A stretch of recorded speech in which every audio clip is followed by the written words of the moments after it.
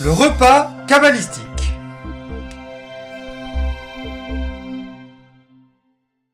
Maintenant, on va parler d'un moment très spécial après toutes ces rencontres, ces réunions des amis, la préparation pour la leçon, et ensuite la leçon, et ensuite le workshop.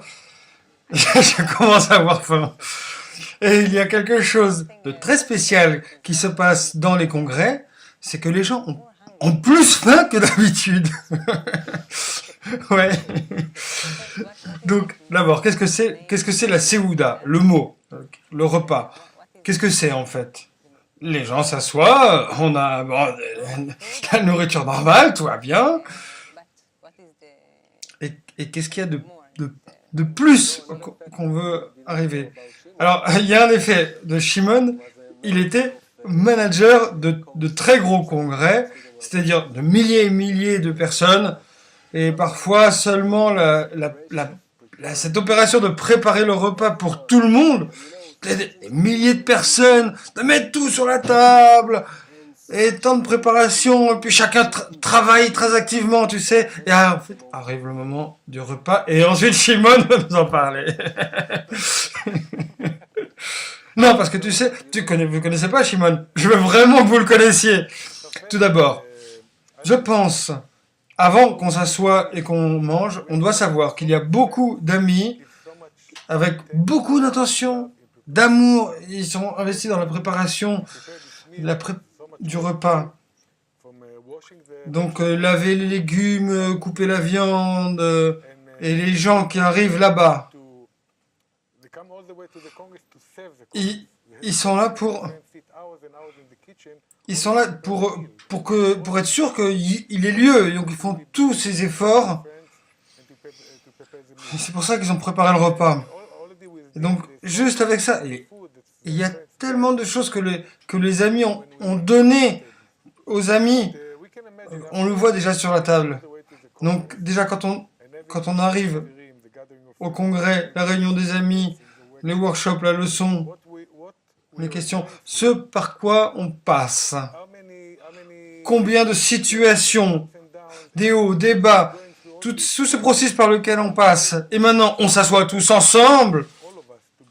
Ça, c'est le plus important. C'est pas qu'on s'assoit pour manger par soi-même. Non, on est réunis avec les amis. Après, on est affamés. Après tout ce processus. Et la nourriture paraît si bonne. Même si c'est simple, hein. Mais si bonne. Parce qu'on est assis ensemble avec toutes ces préparations.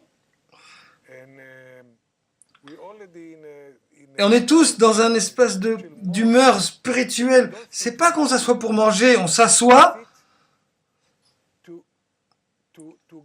pour user cette nourriture pour la prochaine étape du congrès.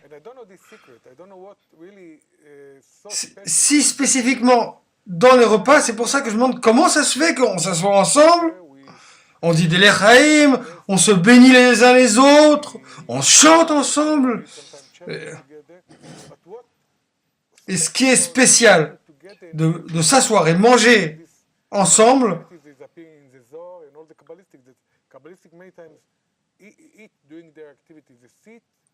ils s'assoient, mangent pendant les congrès et font des activités. Ce qui est si spécial, c'est qu'on sent que c'est pas un autre repas. Oui, c'est pas juste de la bonne nourriture. C'est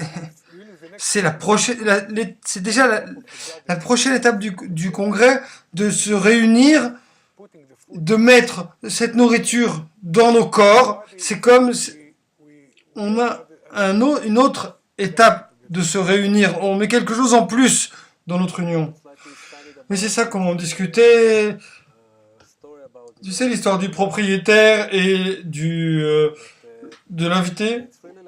Et là, on s'assoit autour de la table. La nourriture est simple, mais croyez-moi, elle est bonne. Je dois dire, au fait, le vrai congrès, quand on prépare la nourriture, il a lieu dans la cuisine avec tous les amis. Ça, c'est là qu'est le vrai congrès, avec l'amour, la réunion, l'attention. Bon, fermez les parenthèses, mais c'est là. Bon, on est devant la table et on a le menu. Le menu, c'est les amis et le boré au milieu. On a parlé de l'intention de recevoir, donc je peux manger avec la nourriture et penser à ça. Mais je peux penser, pendant que je fais ça, c'est ce qu'a dit Shimon, je vais être à un autre niveau, me connecter aux amis. Ça, c'est l'opportunité que je choisis une table, pas seulement...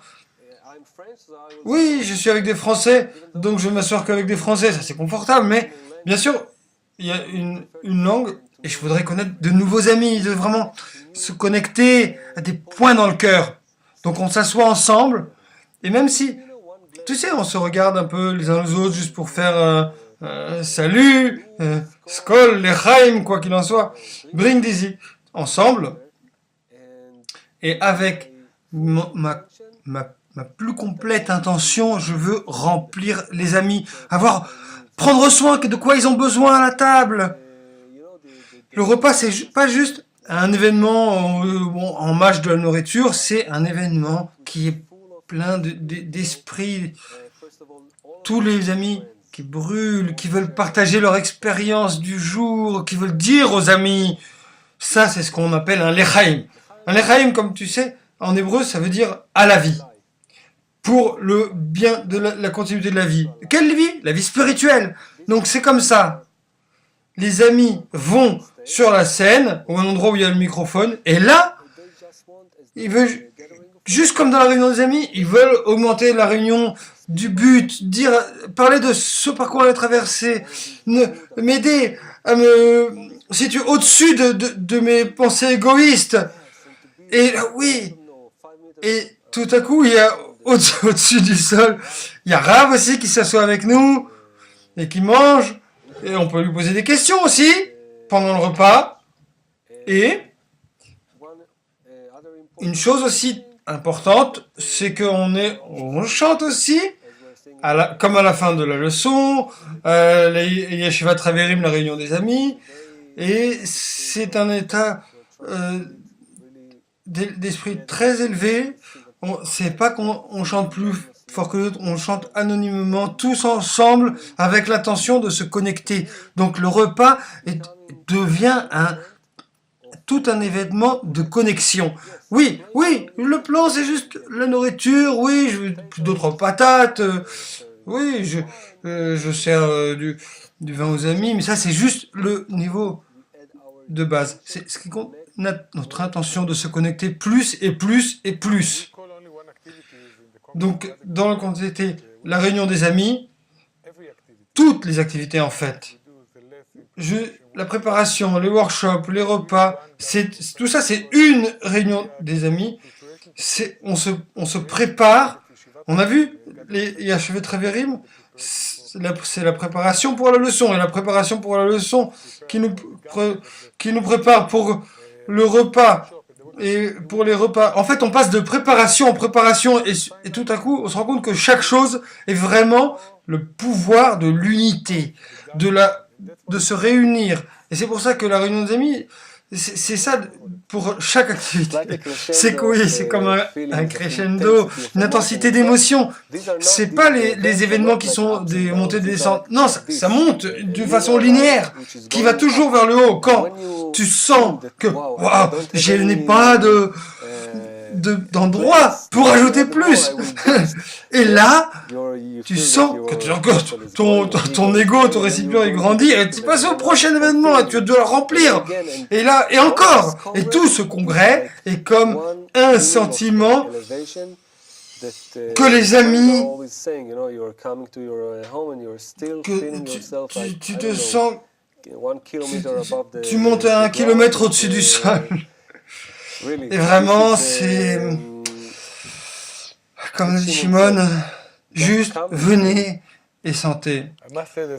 Je dois dire, je suis jaloux de vous parce que il n'y a rien comme le premier congrès. Bien sûr, chaque congrès est si spécial, mais le premier congrès, c'est la première fois que tu sens. Et je me souviens que Au début, je ne pouvais pas croire que c'était vrai, qu'une chose pouvait arriver comme ça dans la réalité, que les gens s'unissent dans le but de s'unir, et c'est quelque chose d'au-dessus de cette vie, et ça arrive. Au début, tu sens que... Est-ce que c'est possible? Est-ce que c'est vrai que quelque chose arrive comme ça? Et oui, c'est vrai, ça arrive, et je suis jaloux de vous, parce que vous avez vu ça pour la première fois, et il y a vous allez faire beaucoup d'efforts pour y arriver, et ça vaut le coup de faire tous les efforts pour le ressentir.